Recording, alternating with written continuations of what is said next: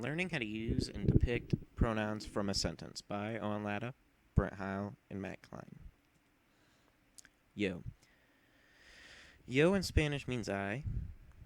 Two. Two in Spanish means you. El. El in Spanish means he. Also, do not mistake el for the other L in Spanish. That means the. If it has the accent mark, it'll mean he. Ella in Spanish means she.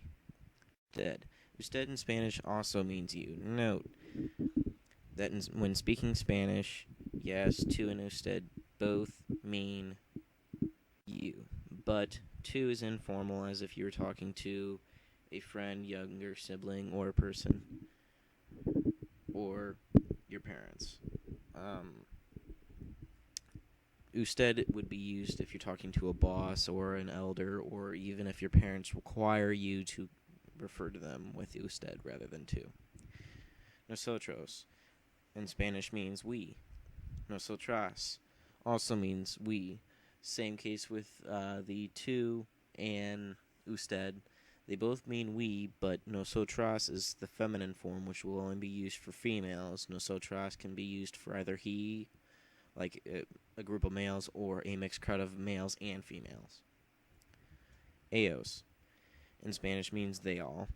Ellas also means they all. Same case with the nosotras. Ellas means is only used for the females, as in ellos would be used for just the males or females and males.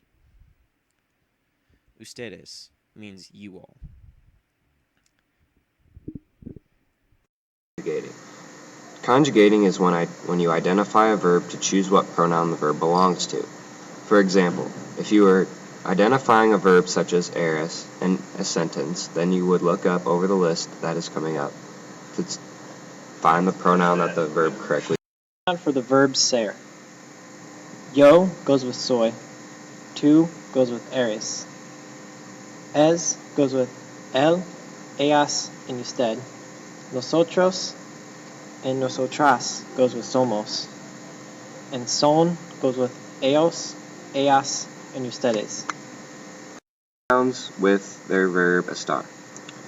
Yo goes with estoy. Tú goes with estás. El, ella, and usted go with esta. Nosotros and nosotras go with estamos. Ellos, ellas, and ustedes go with están. Using estar verbs to choose the proper pronoun for that sentence. Estar verbs are very similar to the ser verbs, but sadly they are not. Also, keep in mind that estar verbs and ser verbs, yes, both do mean to be, but the verb sets of each category refer to different subjects, like what's coming up. Estar verbs refer to a location or maybe somebody's feelings. Ser verbs refer to time, day, date, possession, ID, and where from. Here's some examples. Let's see. Choose what pronoun it would be. Number 1. Hola, ¿cómo estás? Yes, ¿cómo estás could be a sentence on its own, but now and here we're just separating it up into individual words. What pronoun would you use? Think back to the charts. Number 2.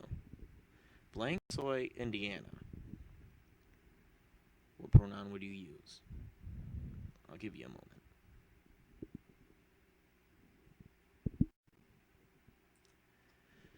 Okay, last 2 examples. Number 3.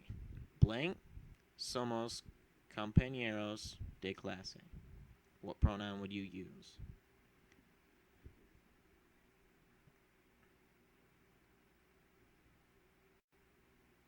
Number 4. Blank es de Guatemala. What pronoun would you use?